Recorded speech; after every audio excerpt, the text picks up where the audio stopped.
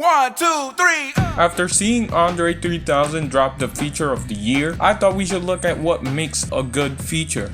Hip-hop has always been a collaborative genre, going back to when every rapper needed a DJ. And in the 90s, there was a point where almost every rapper was in one rap group. Of course, I think every genre tends to be collaborative, but I'm mainly looking at hip-hop for this video. And we're also looking at some of my favorite types of features. I think we can start it off by looking at the most common one, which is the I only sing the hook type of feature. At least in hip-hop, this is the most common feature. Probably one of the best examples of this is Kid Cudi in Father Stretch My Hands. Now there's a lot of hooks I could have picked from, but this is one of the most known of recent years at least, and Cudi's hook is probably the best thing about the track. The purpose of this feature is usually to hide the fact that a rapper can't sing or that he can't pull off what he's going for. Sometimes it's just there talking about. Another type of feature that I like is the Devil's Advocate feature. For example, Pusha T on Runaway. This feature is intentionally made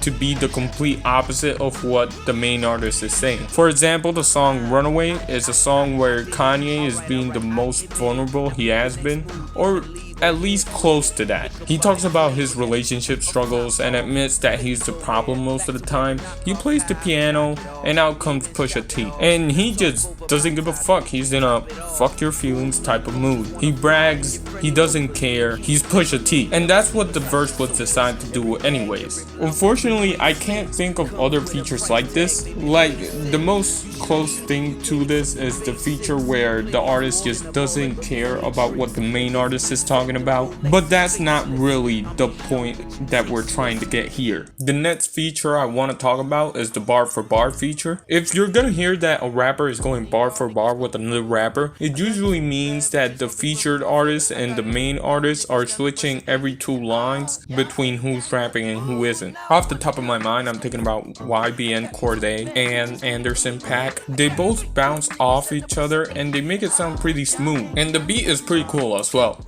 A more famous example of this is Eminem and Dr. Dre in Guilty Conscious.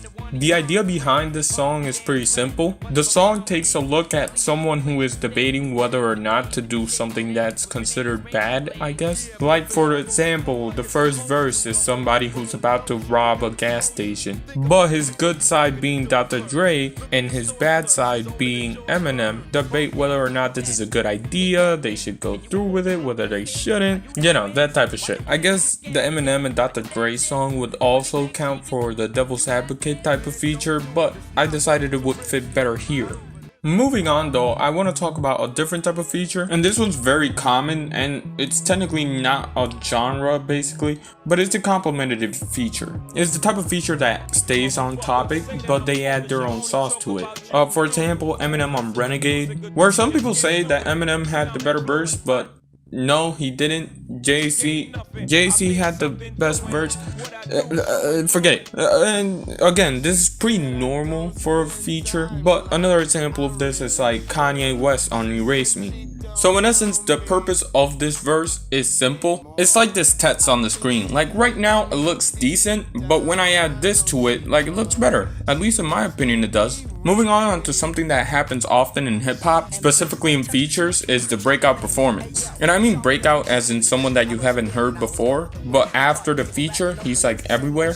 Or not everywhere, but they steal the show. And this type of verse is something that has been here for a while. Like for example, this is how Tupac blew up. All it took for Tupac to take off the way that he did was to be featured in Digital Underground's same song. And he isn't the only great rapper to do that as well. Going back to the Chronic, Snoop Dogg also did the same thing. A basically unknown rapper hops on a track with someone who's hot. Although I will say that Snoop Dogg's verse on Nothing But a G Thing is probably more recognizable than Tupac's same song. If I had to pick one for this category though, I would have to go with Lupe Fiasco's Touch the Sky. Every time Lupe comes on and he's talking about guess who's on third, I'm hooked. Like the first couple of bars are great and the last couple of bars are also great, and in the middle is a lot of good bars as well. Shout out to Lupe Fiasco, and let's move on. And what I want to look at now is the takeover feature.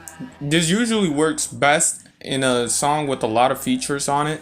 Probably the most famous example of this is Nicki Minaj on Monster. Like, for me, personally, I think Rick Ross and Kanye put up somewhat of a fight, but for most people, Nicki wipes. And I can see why, considering Hove has one of his worst verses, and Nicki puts out one of her best, and actually one of the best in hip-hop that year. I guess another famous example of this happening is Kendrick Lamar on Control. Like, everything that happened in that song is overshadowed by Kendrick's verse, where he calls out everybody in hip-hop, well, at least at the time. When it's only two people, it's harder to say, because I do believe there's a difference between what we're talking about here and just a feature that carries the whole song. When it's two people, I believe it's more like Jay-Z on Diamonds from Sierra Leone, or one of my favorites, Capital Steez on Survival Tactics.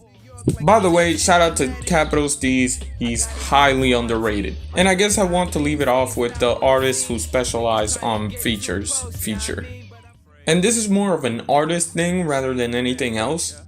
Like with any of these artists, there's not a specific song that I can point to. In more recent years, someone like Ty Dolla $ign has become known for this. And I know I mentioned him a couple of times, but Jay-Z is also known for this. I think back to his verse on What's Free. And that's also pretty cool. But the main artist I want to talk about, and the main reason why I'm doing this video, Andre 3000 is pretty good at this. For example, he has a pretty cool verse on Green Light with John Legend. Personally, one of my favorites has to be the one on Solo. His verse is really amazing with flows that I don't often hear. There's a couple of other features that are worth bringing up, but I'm not going to because the main focus is this one with Kanye. Yep, we're talking about the Life of the Party feature. The reason why this verse is so good is in how he squeezes so many details about his life that you might have not have known before it into this one verse about him talking to Kanye's mom and in an effort to get to talk to his mom and his dad. And the flow is also nice. And that's just what the art of features are. Take a simple concept that somebody else built and then make it your own. But with that being said, Jay Dilla, take us out, dog.